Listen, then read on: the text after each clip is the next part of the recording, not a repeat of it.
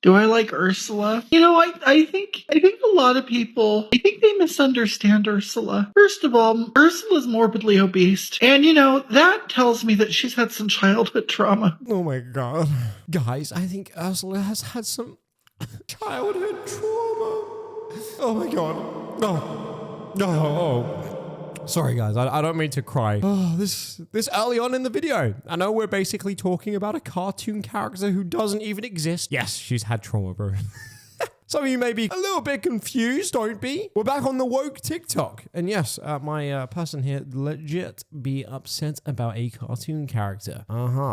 That should really just set the tone for the rest of today's video. And oh boy, it does. Come and take Papa Ablaze's hand, and don't worry, we can get through this together, guys. I think. Let's watch the first clip. There is no surgical intervention happening to transgender children to change their sex. This is simply not happening. Here are the actual facts. Fact: medical professionals are not giving puberty blockers to children who have not reached puberty. Fact: puberty blockers are fully reversible. Fact: hormone treatments don't generally begin until after 16 years of age. Fact: sex reassignment surgery is considered at 18 based on making certain criteria. Fact: gender affirming care is life-saving care. Share this post to spread facts. Yes, guys, make sure to share this post to spread 100% real facts. We only share the facts here on the Ablaze channel, and yeah, let me just tell you real quick, let me just butt in and just say none of the things that this person said in this video are facts. Life-saving treatment. Dude, are you for real right now? If you're making your whole identity on the sex that you are from the get-go, that is not life-saving treatment. Also saying that hormone blockers are reversible, no, they're definitely not. And it doesn't really take someone with a big brain to really realize that, surely. You're telling me if I'm at the age of 12 and you put me on hormone blockers all the way to the age of 18, that's not going to have any irreversible effects for the rest of my life. Yeah, okay. Also saying that kids aren't allowed to have this surgery anyway. Again, it doesn't even make any sense in this post you're saying, because you're talking about hormone blockers primarily work the best while they're going through puberty. So how the hell can you even sit there in this TikTok and even lie about that and say that they're not even doing it for kids? They 100% are. There's even proof from hospitals documenting them doing this type of a treatment. And then to share this post because this is facts. Honestly, just completely disgusting if you're trying to promote this to kids. Like, absolutely vile. Let the kids be kids. They shouldn't have to worry about this at all. When they're old enough, absolutely, let them make their own decisions, but not at the age of 12 or 8. Are you kidding me? Think I just got gendered as a guy at the Wawa? Every single time, like clockwork. Every time I make a video about being transgender, transphobes have themselves a regular hissy fit in my comments trying to figure out whether or not I am a man or a woman. Half of the comments on that video are like, well, obviously you got gendered as a guy. You have a facial hair. That means you're a boy. You were always a boy. You will never be a girl. The others are like, you don't pass as a man. You'll never be a man. So first of all, congratulations on giving me gender euphoria, because as somebody who's non-binary in the specific flavor that I don't want people to know if I'm a guy or a girl, chef's kiss. But second of all, and more importantly, if transphobes are so insistent that everyone is very obviously either a man or a woman, that there is absolutely no in-between or other options, then which am I? Pick quickly. My guy be more manly than me. What is even the point of this video? What is the point you're trying to prove here? Society has been built up on the two genders, so unfortunately, you're probably going to get put into one of those genres, especially if you're going out of your way to try and look like a guy. Don't be surprised if you then get gendered as a guy. Like, it's just not even rocket science at this point, surely. And then trying to bait us at the end. Oh yes, guys. Let me know. Tell me, what do you guys think I am? Even though you basically just been whining and complaining for the past minute because people have been doing that to you, then you ask us to do it at the end of the video. Man, I hate it when people choose what gender I am, but also what gender am I, guys? What an absolute nonsense rage bait video I just watched. If your biggest concern in your life is that you got called a guy when you're trying to look like a guy, I'm assuming you have life pretty good, so stop whining. Today I'm going to be teaching you how to use frog's pronouns in sentences, so let's go! Frog's pronouns, that sounds so cool! Ding, ding, ding. And that's That's because it is cool. Because that means that the person that's using these neopronouns is staying super curious about frog self and wants to know more about frog self. To be honest, learning about frogs does sound super duper fun. Do you guys use frog pronouns? Guys, what am I even watching at this point? You know, normally I make these videos and it's nice to sort of watch them and just call them out on their nonsense, but they're kind of just literally doing it for me at this point. Guys, frog pronouns. You can use them because they're fun. Are they fun? Are we just making stuff up at this point? Well, no, please. Frog pronouns are real. And I, as a non-neopronoun user, respect the hell out of that because that takes so much courage. I just want. Does it?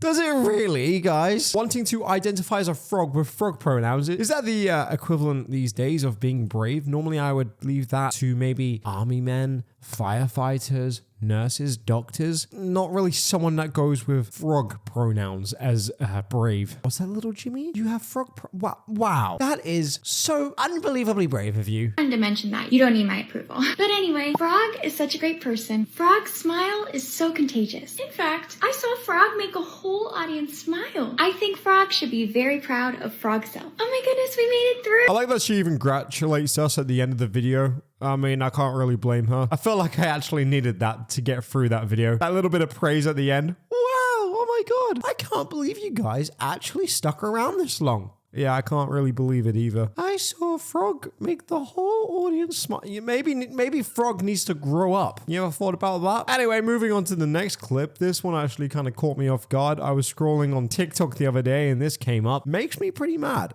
And I'm going to assume it's probably going to do the same for you guys, so be prepared. Serial killers like Ted Bundy. Does your mom say you have to be LGBT? No, I think she's what I want to be, but Go ahead, Lex. Go ahead. Keep talking. Say what you're saying. My mom doesn't matter if I am gay or lesbian or any of that. She doesn't care. All she cares about is that I'm a part of it. And if I'm not a part of it, she'll try to convince me to join it. Because What? Are you saying right now? Facts. That I would convince you to join what? The LGBTQIA plus community. So before even really diving deep into that clip, why the hell is the mom talking about Ted Bundy to her kids are literally the age of like 6? Mother of the year goes to this woman right here. Secondly, that is like the biggest cry of help that I've ever heard in my life. The kid's basically confirming and saying that he doesn't care about this. He doesn't want to know about this, but his mom is basically forcing him into learning this. Again, like with any video on this that I make, I will always stand by the fact that kids absolutely should just be kids. And you shouldn't have to worry about this. I guess it could be a whole new discussion on when should you learn about this stuff. Honestly, I just don't really feel like it's that important. There's so many other great things to learn about in life. I feel like learning about this type of stuff, especially at a young age like that, is a complete waste of time. But honestly, just watching that clip, I felt kind of bad for the kid. Imagine being in a house where your mom talks about just LGBTQ stuff all the time. I bet that's got to be a really fun childhood. What's that? Going outside, flying a kite, playing games? Oh, no. We're going to do some LGBTQ trivia tonight. I bet you guys can't wait for that. Really? At the age of, in kindergarten, that's what they got to really learn about? I'm going to try again to explain why all white people are racist because I think I got it down this time. This time, guys. This is the time. I finally got it. Not like all those other times where I make videos claiming some nonsense like this. What's that? Have I spoken to every white person? No. Isn't that in itself kind of racist? Painting everyone with the same brush, saying that we are all racist in the first place? Seeing a bit of a double standard here brewing, guys. The first thing you got to do is divorce intent from racism.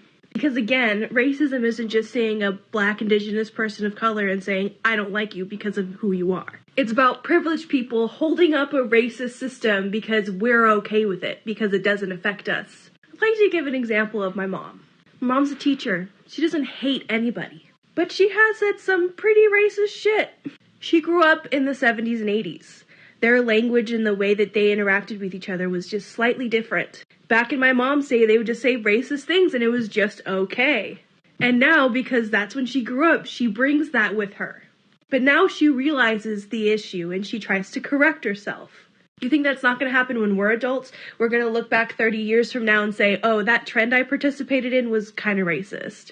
White people, check your privilege. Yeah, white people, check your privilege. I feel like she could definitely use some of the tips that she just gave within that video. These are the same people that if you were to call out and call them racist, they would legit be like, "What?